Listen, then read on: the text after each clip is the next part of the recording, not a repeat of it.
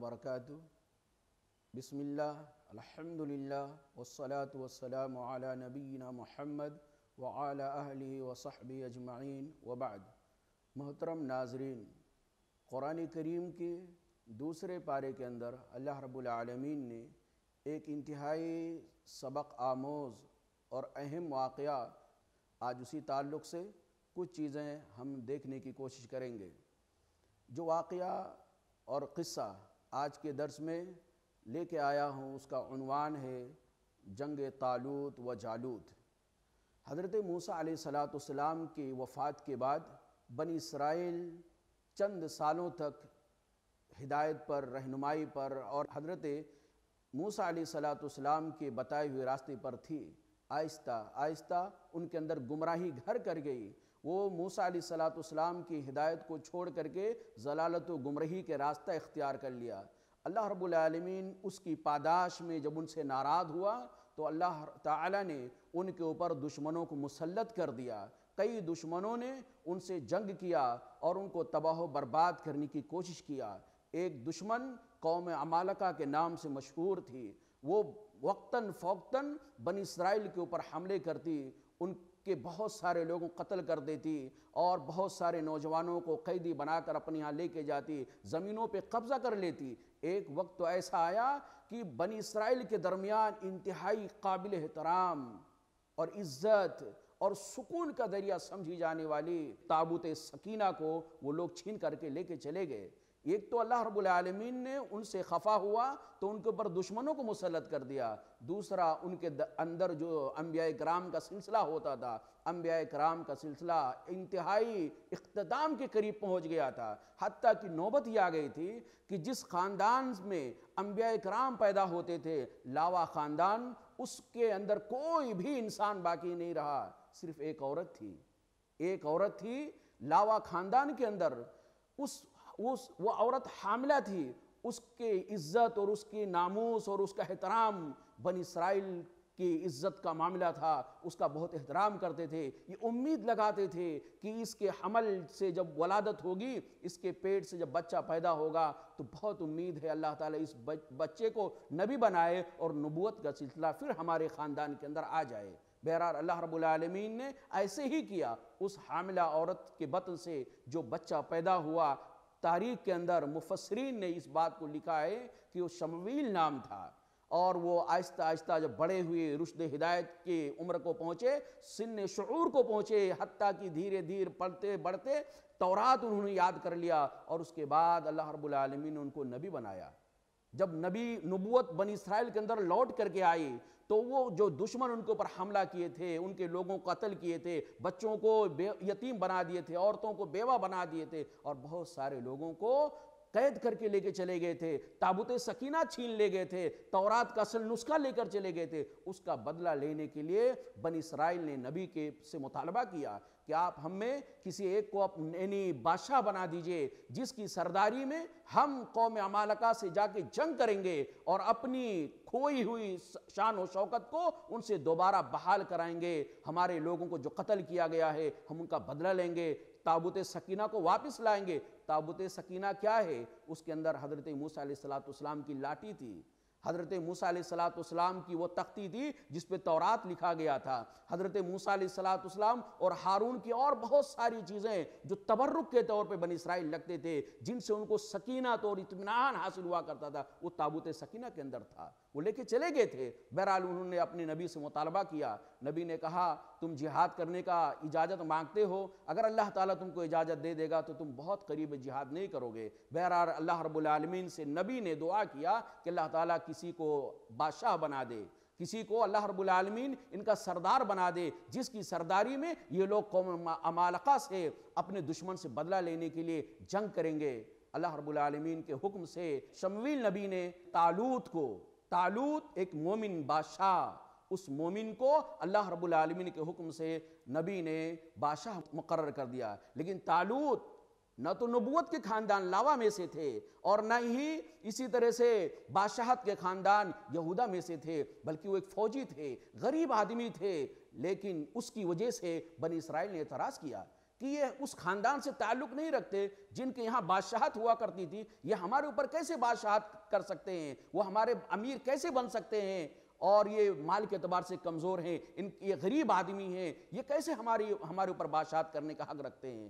نبی نے کہا دیکھو یہ اللہ رب العالمین کا فیصلہ ہے، اعتراض نہیں کرنا چاہیے، اور تم یہ سمجھتے ہو کہ بادشاہ بننے کے لیے مال و دولت ہونا ضروری ہے، بادشاہ بننے کے لیے خاندان اچھا ہونا ضروری ہے، نہیں ایسا نہیں ہے، بلکہ بادشاہ بننے کے لیے، سردار ہونے کے لیے ضروری ہے کہ انسان کے پاس علم ہو، شعور ہو، عقل کے اندر پختگی ہو، اور اسی طرح سے وہ طاقت والا ہو، مضبوط ہو، شجاعت ہو، اس کے اندر بہادری ہو، دلیری ہو، وہ کوئی ڈیسیزن لینے میں کسی طرح کا یعنی پسمردگی کا شکار، بزدلی کا شکار نہ ہونے پائے۔ اور اللہ رب العالمین نے طالوت کو یہ دونوں چیزیں دیا ہے۔ اور دیکھو ان لوگوں نے بنی اسرائیل نے کہا اگر اللہ کے حکم سے ان کو بادشاہ بنایا گیا ہے تو کیا نشانی ہے اللہ نے ان کو بادشاہ بنایا ہے؟ نبی نے کہا دیکھو اللہ تعالیٰ نے ان کے بادشاہ ہونے کی برکت کی نشانی یہ متعین کیا ہے کہ فرشتوں کے ذریعے سے وہ تابوت سکینہ جو قوم عمالقہ تم سے چھین لے گئی تھی، جس کی وجہ سے تمہاری حالت بد سے بدتر ہو گئی ہے، اللہ رب العالمین فرشتوں کے ذریعے سے وہ تابوت سکینہ تمہارے آنکھوں کے سامنے طالوت کی خدمت میں لا کے پیش کر دیں گے۔ اور ہوا ایسا ہی، وہ تابوت سکینہ فرشتوں کے ذریعے سے اللہ رب العالمین نے بنی اسرائیل کے آنکھوں کے سامنے حضرت طالوت کی خدمت میں پیش کر دیا۔ بنی اسرائیل مطمئن ہو گئے۔ طالوت اب اپنی فوج لے کر کے قوم عمالقہ سے لڑنے کے لیے نکلے، لیکن چونکہ بنی اسرائیل کی عادت تھی اور بنی اسرائیل کے جو اچھے لوگ تھے وہ نبی ہوں یا بادشاہ ہوں اس بات کو سمجھ رہے تھے کہ اس کے اندر بہت سارے لوگ ایسے ہیں جو جہاد پہ جائیں گے، لڑائی پہ جائیں گے، اور آخر ٹائم پہ وہ پسمردگی کا شکار ہو جائیں گے، بزدلی کا اظہار کریں گے اور منافقت کر بیٹھیں گے۔ اس لیے طالوت نے کہا دیکھو آگے ایک نہر پر اللہ رب العالمین نے ہماری اور تمہاری آزمائش کے لیے، امتحان کے لیے ایک وقت مقرر کیا ہے۔ وہ امتحان کی شکل کیا ہے؟ پیاس لگے گی، جو آدمی پانی پینے کے لیے پورا پیٹ بھر کر کے آسودہ ہو کر پانی پینے لگ جائے گا، وہ سمجھ لو وہ ہمارے ساتھ جانے کے لائق نہیں ہے۔ جو پیاس برداشت نہیں کر سکتا وہ دشمن کی طرف سے آئے ہوئے حملوں کا اور مصیبتوں کا صبر کے ساتھ کیسے وہ صبر برداشت کر سکتا ہے؟ اور جو آدمی تھوڑا بہت پی لیا، حلق تر کر لیا تاکہ اس کی پیاس بجھ جائے، تو ایسا آدمی ہمارے ساتھ جانے کے لائق ہے۔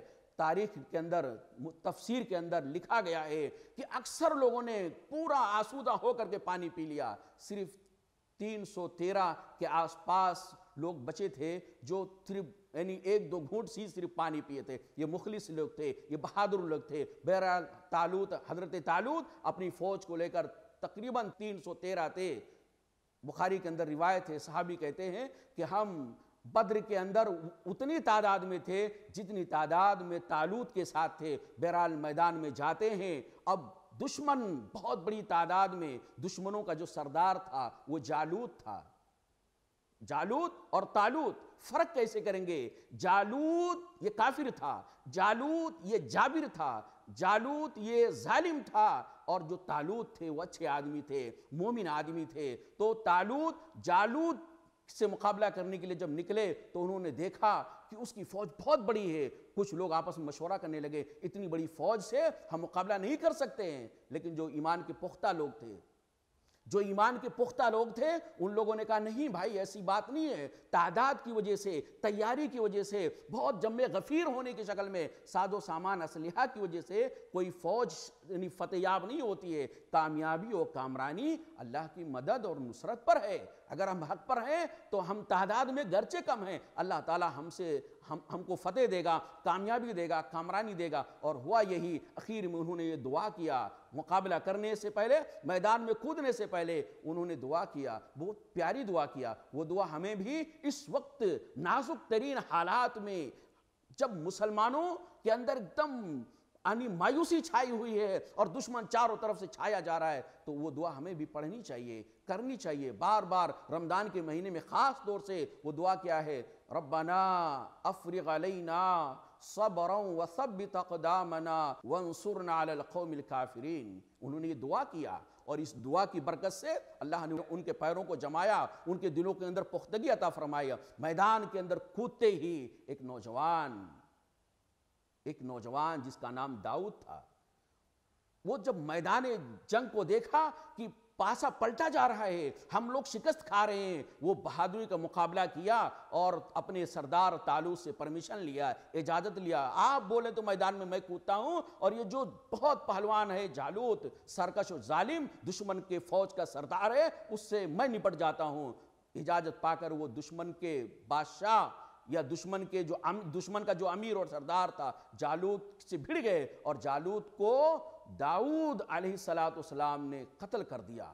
یہ قتل کرنا تھا، داؤد کی بہادری اور شجاعت اور ہمت پورے بنی اسرائیل کے اندر عام ہو گئی، لوگ ان کو پلکوں پہ بٹھانے لگے اور بہت عزیز ان کو سمجھنے لگے۔ اور اس کے بعد اللہ رب العالمین، یہی داؤد ہیں جن کو آگے چل کے اللہ رب العالمین نے بادشاہت بھی دیا، اور اللہ رب العالمین نے ان کو نبوت بھی دیا، اور کمال درجے کی بادشاہت اللہ رب العالمین نے دیا۔ تو محترم ناظرین، یہ جالوت اور طالوت کا قصہ ہمیں بہت ساری چیزوں کی طرف رہنمائی کرتا ہے۔ ایک تو یہ، ہمیں اپنے وقت کے انبیاء اور بالخصوص انبیاء کے جو وارثین ہیں ان سے اختلاف رائے نہیں کرنا چاہیے، دلائل کی بنیاد پر اگر باتیں کر رہے ہیں تو انا کا مسئلہ نہیں بنانا چاہیے۔ دوسرا یہ، ہر حالت میں اللہ پہ توکل کرنا چاہیے، اسباب، ذرائع، سورسز اختیار کریں، لیکن بھروسہ اللہ رب العالمین کی ذات پر رکھیں۔ بھروسہ اللہ کی ذات پر ہوگا تو اللہ تعالیٰ کامیاب کرے گا، کامران کرے گا۔ اللہ رب العالمین سے دعا ہے کہ اللہ رب العالمین ہم تمام مسلمانوں کو جو اس وقت ان کی حالات بد سے بدتر ہوتی ہوئی نظر آ رہی ہیں، اللہ تعالیٰ اس کو سدھار دے، مسلمانوں کو ہمت دے، اللہ تعالیٰ مسلمانوں کو اپنی رحمتوں سے جوڑ دے۔ ربنا افرغ علینا صبرا وثبت اقدامنا وانصرنا علی القوم الکافرین۔ والسلام علیکم ورحمۃ اللہ وبرکاتہ۔